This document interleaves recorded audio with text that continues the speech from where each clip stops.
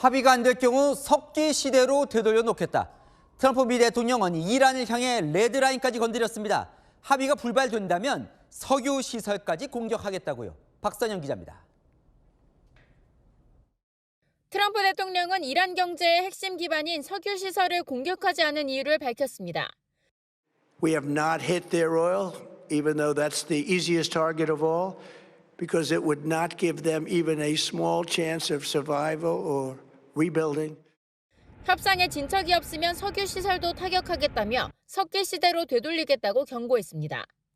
We are going to hit each and every one of their electric generating plants very hard and probably simultaneously. We're going to bring them back to the Stone Ages where they belong. 이란을 불모지로 만들겠다며 협상 압박을 최대한으로 끌어올린 겁니다.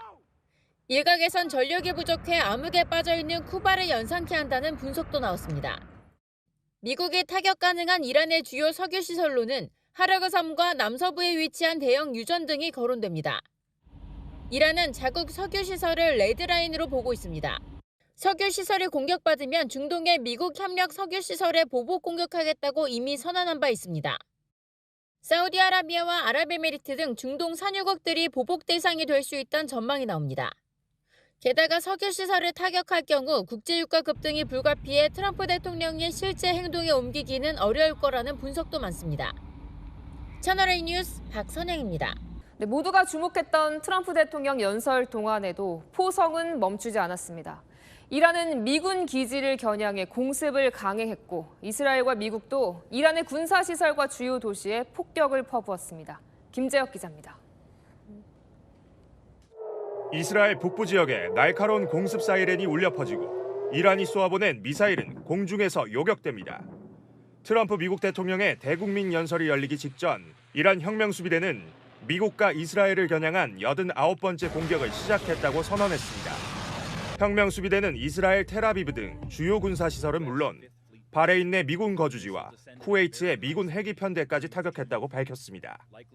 이스라엘과 미국의 공격도 어느 때보다 거셌습니다. 화염 속에서 무언가 지속적으로 폭발합니다. 검붉은 연기는 모래산을 뒤덮습니다. 현지 시각 어제 오후 이스파한의 이란 혁명수비대 군사시설이 공격받았다고 현지 언론들이 보도했습니다. 이스라엘 공군은 지난 이틀간 이란 내 군사 기반 시설에 400차례 넘는 폭격을 쏟아부었다고 밝혔습니다. 특히 15곳의 무기 생산 시설을 집중 타격했는데 첨단 미사일 개발을 위한 핵심 시설도 포함된 것으로 파악됐습니다. 또 헤즈볼라의 자금줄을 끊기 위해 레바논 베이루트의 환전소 2곳도 정밀 타격했습니다. 미 중부사령부도 어제까지 12,300개 이상의 목표물을 공격했고 이란 선박 155척을 파괴했다고 주장했습니다.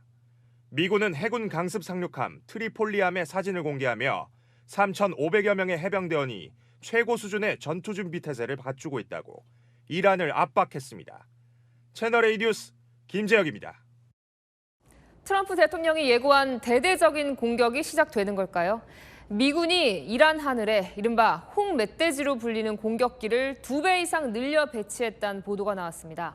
미국의 지상작전을 지원할 걸로 보이는데 호르무즈에 출현하는 이란의 고속정들을 파괴하는 데 탁월한 능력을 갖춘 걸로 전해집니다. 배정현 기자입니다. 미국의 A-10 공격기가 저공 비행으로 이라크의 친이란 민병대 기지에 30mm 로켓포를 쏟아붓습니다. 탱크킬러라는 별명답게 잠깐의 공격으로도 기지는 폐허가 됐습니다.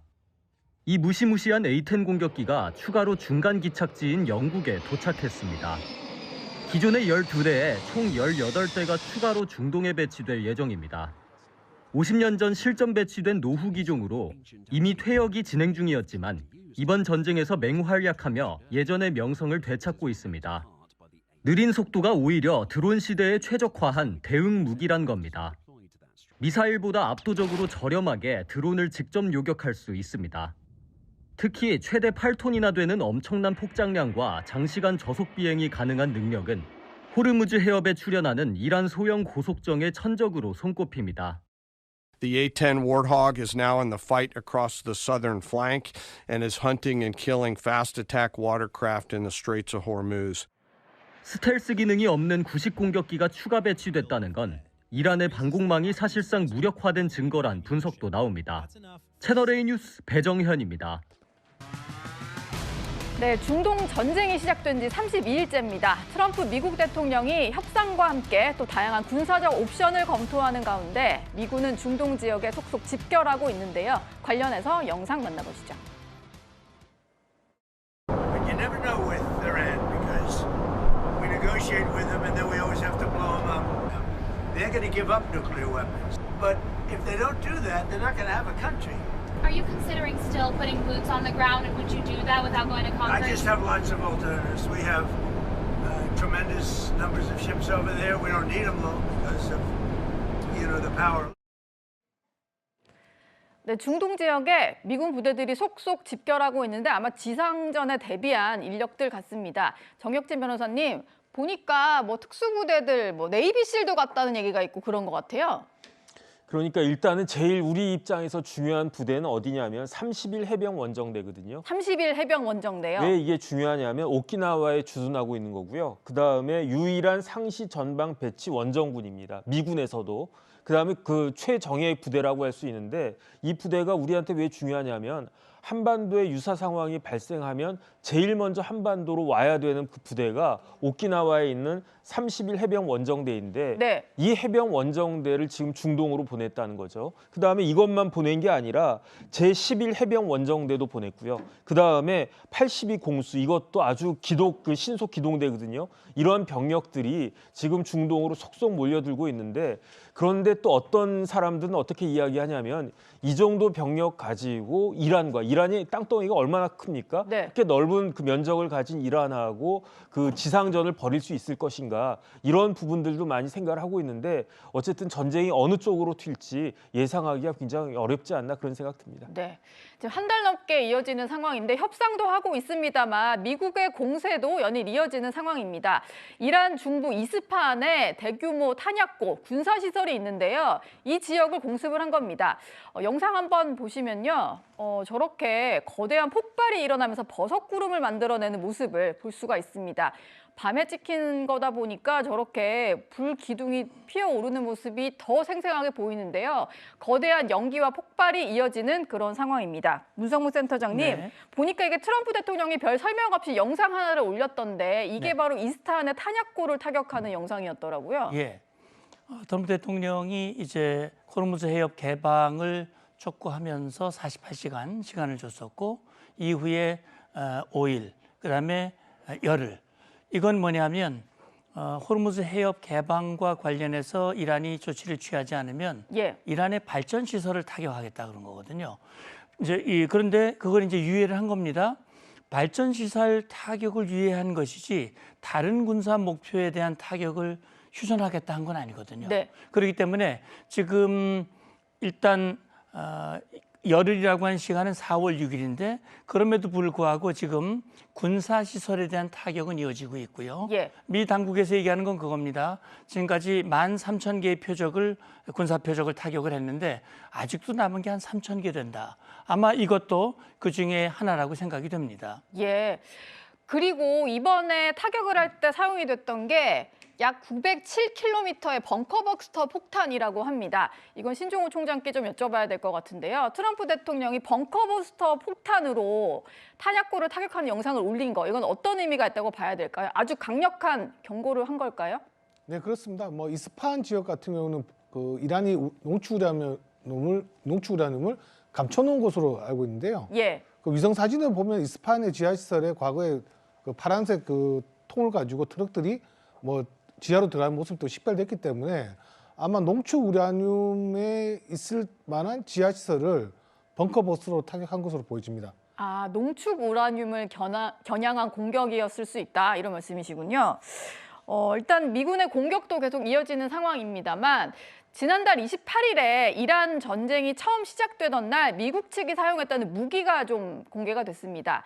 신형 미사일을 아마 사용한 것 같다라는 보도가 나온 건데요. 관련해서 영상을 보시면 저렇게 큼지막한 미사일이 떨어지는 것을 육안으로도 볼 수가 있는 상황입니다. 문성무 센터장님, 예. 이게 이날 미국이 쏘아올린 것으로 추측되는 무기가 정밀 타격 미사일 프리즘이다, 뭐 이런 얘기가 있더라고요. 그렇습니다.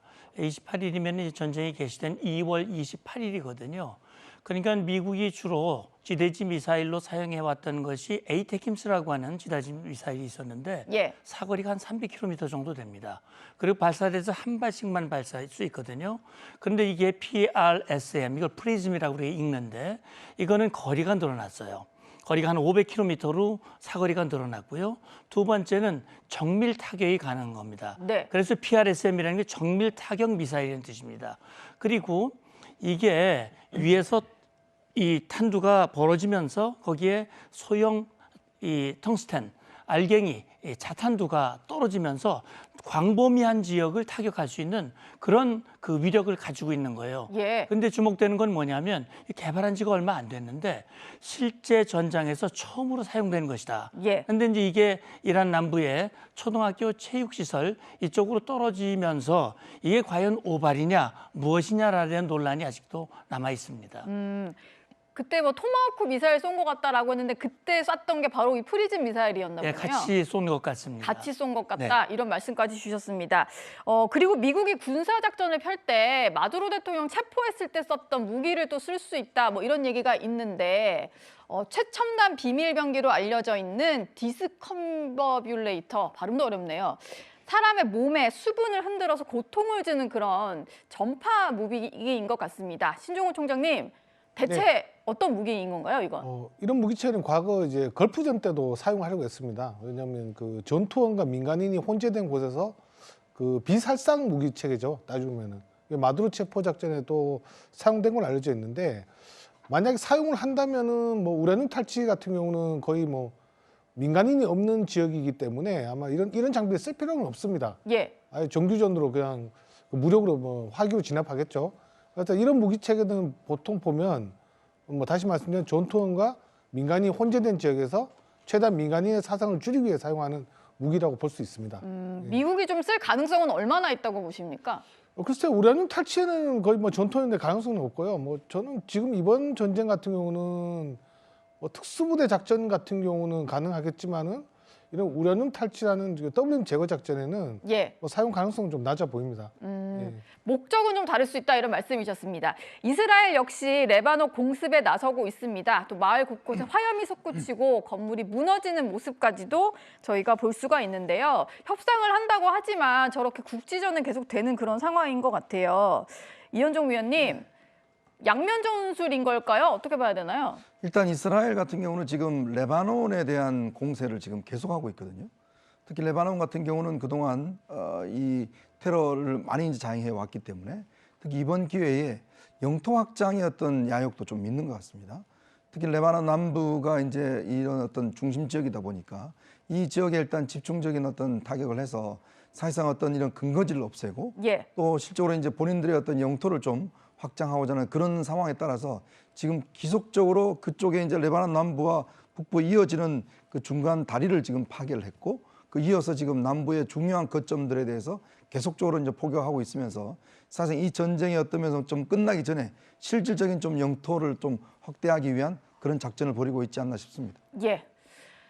이란 역시 이스라엘과 중동 지역을 겨냥한 공격을 이어가고 있는데요. 타격 목표점은 에너지 시설입니다. 주로 에너지 시설 공습에 집중을 하는 모습인데 이스라엘 하이파의 정유 시설 중류 탱크가 미사일 공격을 받았습니다.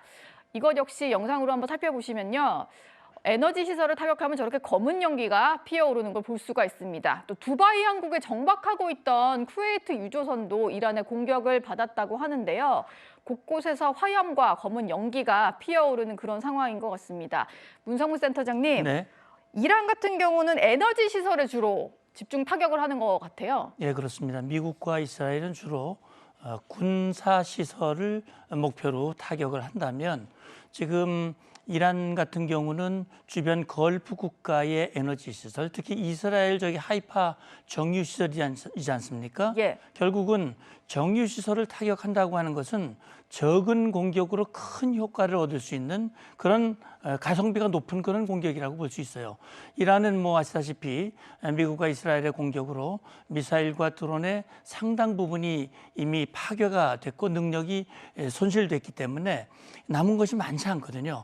많지 않은 걸 가지고 최대 효과를 내고 다시 말하면 미국과 이스라엘 향해서 우리 지금 살아있다, 건재하다, 우리를 건드리면 더 강한 그런 저항과 이 반격이 있을 것이다라고 하는 것을 보여주는데 특히나 이스라엘에 대한 직접 공격과 함께 쿠웨이트 유조선을 공격한다고 하는 것은 미국과 협조하는 걸프 국가를 계속 공격함으로써 그 걸프 국가들이 미국의 불만을 제기하고 미국을 위축시키고자 하는 일종의 물귀신 작전 중에 하나다 이런 생각이 듭니다. 자, 전쟁 발발 한 달 만에 트럼프 미국 대통령이 오늘 아침 긴급 연설에 나섰습니다.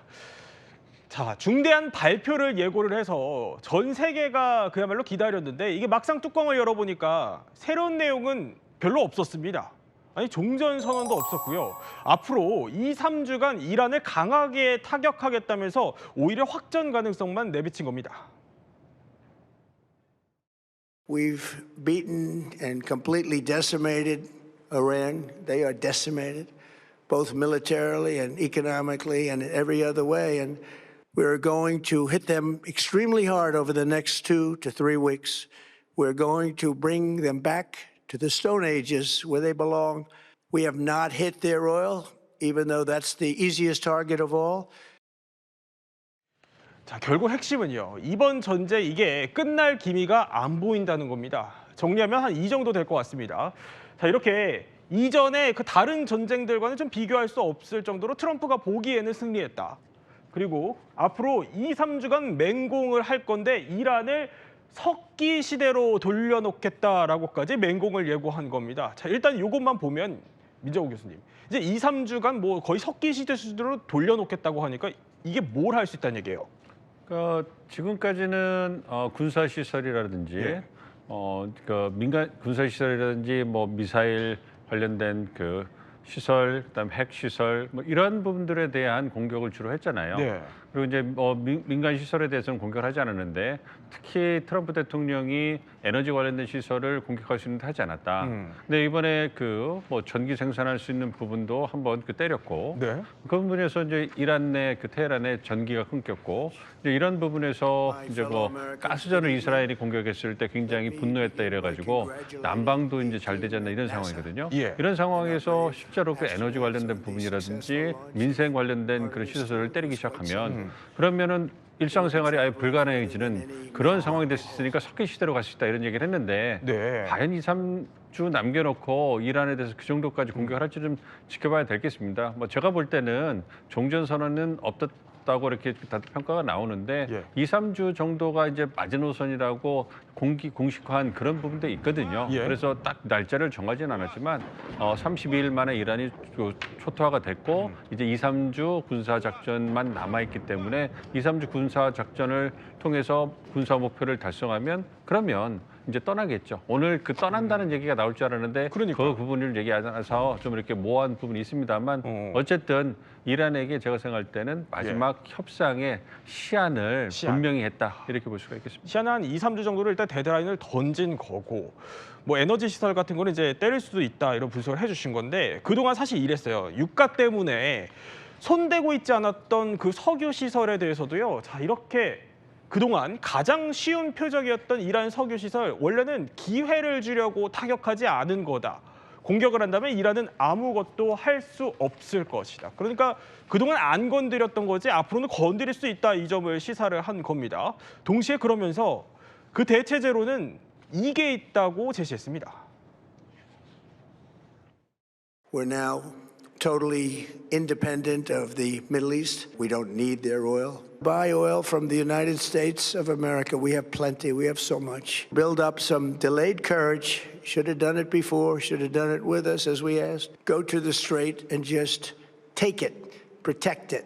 Use it for yourselves. 자, 그러니까 전쟁이 나서 유가가 뭐 난리가 나고 있지만 미국은 괜찮다.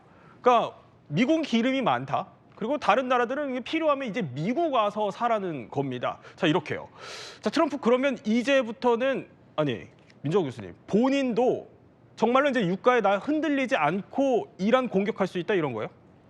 그런 부분을 통해서 이란을 압박한다고 보는데요. 그것보다는 호르무즈 해협에서 미국이 관여하는 것을 이제 철수하기 위한 명분을 만드는 것이 아닌가 생각을 하고 있습니다. 지금까지는 그래도 호르무즈 해협의 통행을 개방하기 위해서 미국이 노력을 했는데 그 부분이 녹록지 않았고, 그리고 호르무즈 해협을 위한 군사작전을 하면 미국이 예상했던 것보다 더 오래 군사작전을 할 수 있기 때문에 그 부분에서 트럼프 대통령이 결정을 한 것 같아요. 그래서 호르무즈 해협은 이제 남겨놓고 이제 동맹국이나 영내 국가들이 알아서 하라고 하고, 미국은 중동부터 에너지 독립했으니까 필요 없다는 얘기 아니에요. 그리고 필요하면 미국산 에너지를 사라. 우리는 떠날 테니 우리 걸 갖다가 써라. 이런 식으로 해가지고 호르무즈 해협에서 발을 빼기 위한 명분을 만드는 것이 아닌가 생각하고 있습니다. 아니 그래도 전 세계가 지금 이 연설 다 지켜봤을 텐데 미국에서 사라는 건 좀 납득하기 어렵지 않을까요? 그러니까 에너지 수입 다변화 측면, 그러니까 이번 전쟁의 조용한 수혜자로 미국의 에너지 기업하고 방산 기업들이 이제 지목이 되고 있거든요. 그런 부분을 고려하는 거고, 미국 입장에서는 호르무즈 해협에서 빠져나가기 위한 명분이 있어야 되는데 미국 경제에 직접적인 영향을 미치지 않는 부분, 그리고 미국이 대체제가 될 수 있는 부분, 이걸 통해서 이제 나토나 여타 동맹들에게 이제 짐을 지우고 이제 어떻게 무책임하지만 빠져나오는 부분이기 때문에 그런 부분에서 이제 미국산 에너지를 더 홍보하는 이런 측면이었다 생각합니다. 어떻게 보면은 종전선언은 안 했지만 사실 오늘 연설이 그러니까 미국인들의 여론을 달래려는 그런 연설로 읽히긴 해요.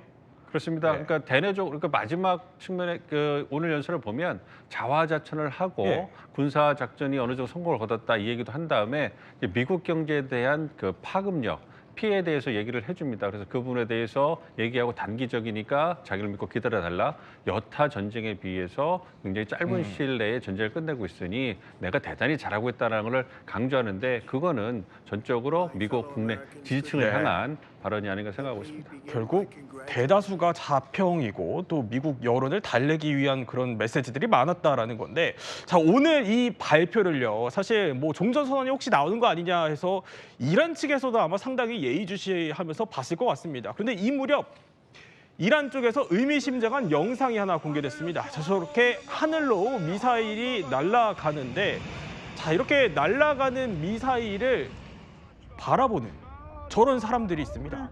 그런데 경례도 하고요. 보면은 어린 아이로 보이는 사람도 보이죠. 저렇게 손도 흔들고 막 깃발도 있는데, 게다가요. 자 저런 상황에서 날아가는 걸 향해서 절을 하는 모습까지 지금 포착이 되거든요. 아니 그러면 백승호 박사, 지금 트럼프의 이 발표 후에 지금 이란 분위기 어떻습니까? 이란 분위기는 좀 당황스러워합니다. 저런 이야기를 하려고 담화문제 저런 국민 담화를 했을까라고 해서 당황스러운데, 이제 어찌됐건 지금 저런 선전문을 낸 거는 이거 같습니다. 그러니까 아마 준비를 했다가 만약에 트럼프 대통령이 이제 전격전으로 간다라고 하면 좀 이란 입장에서도 총력전을 준비해야 되는 상황입니다. 그러니까 저 비디오는 어떤 뭐 군사작전의 어떤 전략이나 이런 것들 노출하는 것이 아니라 그냥 국내 결속을 하는 선전문으로 보이고, 이제 이게 체제수호, 이 전쟁은 체제수호, 그다음에 순교 서사를 만들어내는 겁니다. 이 전쟁은 그냥 단순히 이제 뭐 우리 모든 뭐라 그럴까요? 그 12세 아이까지도 다 참전해서 그러니까 우리 국가를 지키려고 하는 그런 모든 것들을 다 할 것이다. 뭐 하는 그런, 어떻게 보면 저것도 조악한 선전물이라고 볼 수 있는데요. 그러니까 뭐 이게 어떤 큰 의미를 보여주기보다는 이제 이 공격이 났을 때 우리는 그 순교 서사, 그다음에 체제 수호를 위해서 결집을 할 거다라고 하는 것을 보여주는 그런 영상물이다 이렇게 보면 저런 영상물을 공개할 정도로 지금 이란도 내부 결속이 좀 다급한 상황이다, 이런 메시지를 보여주는 것 같다는 생각이 듭니다. 자, 계속 저희가 언급하고 있는 건 결국 핵심은 오늘 그러니까 종전선언이 나올 줄 알았는데 트럼프는 뭐 종전선언은 불구하고요. 아니 종전선언을 어떻게 할 건지 뭐 구상조차도 지금 말을 하지 않은 겁니다. 자 이렇게 구체적인 언급이 없었다는 건데, 그러면 지금 이란이랑 협상이 뭐 잘 되고 있다 트럼프는 이렇게 얘기하지만 출구 전략 못 찾았다고 봐야 되는 거죠?